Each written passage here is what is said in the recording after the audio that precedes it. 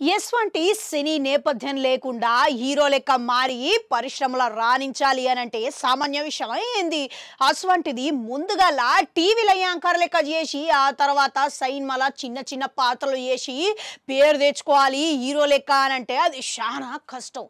అస్వంటి ఆయన ముందుగాల సైన్మాలల్లా ఎవరైతే హీరోలు ఉంటారో వాళ్ళ పక్కన స్నేహంకు పాత్ర లెక్క చేసి ఇక తర్వాత హీరో లెక్క మారి ఇప్పుడు స్టార్ లెక్క అవతరించిండు తమిళ స్టార్ హీరో శివకార్తికేయన్.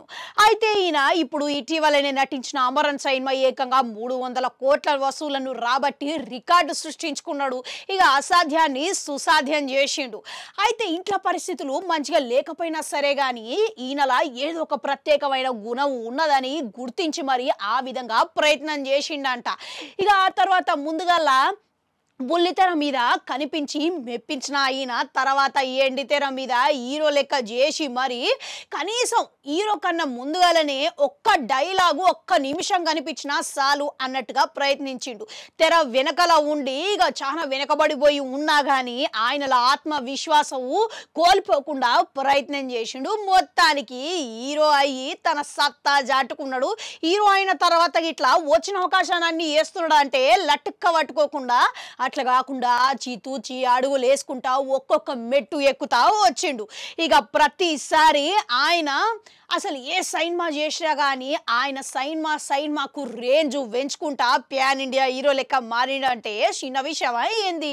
ఇక అంతేకాదు శివకార్తికేయన్ సైన్మా అంటే ఒక్కసారి చూడొచ్చు అనుకున్న కాడికి వెళ్ళి ఇప్పుడు శివకార్తికేయన్ సైన్మా అంటే అవునా పక్కా చూడాల్సిందే అన్నట్టుగా కల్పించిండు. ఇక ఆయనకు తమిళ పరిశ్రమలకెళ్ళి అన్ని పరిశ్రమలకెళ్ళి పోటీ గిట్లా గట్టిగానే ఉన్నది.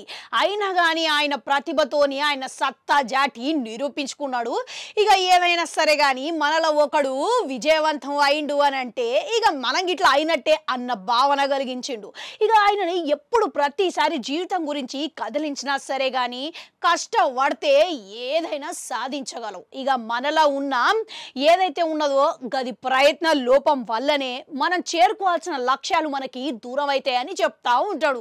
ఇక విన్నారు కదా, అందుకే ఈయననే ప్రత్యేకమైన ఉదాహరణ తీసుకొని ఇక ఈయనని స్ఫూర్తి లెక్క మారి అనుకొని ఇక మీరు ఏదైతే ఏ శిఖరానికైతే చేరుకోవాలనుకుంటారో ఇక మీరు కష్టపడితే చెయ్యందంటూ ఏదీ లేదు అని మిమ్మల్ని మీరు మొదటగా నమ్మి అన్ని సాధించాలి అని కోరుకుంటాం. మళ్ళీ కలుద్దాం.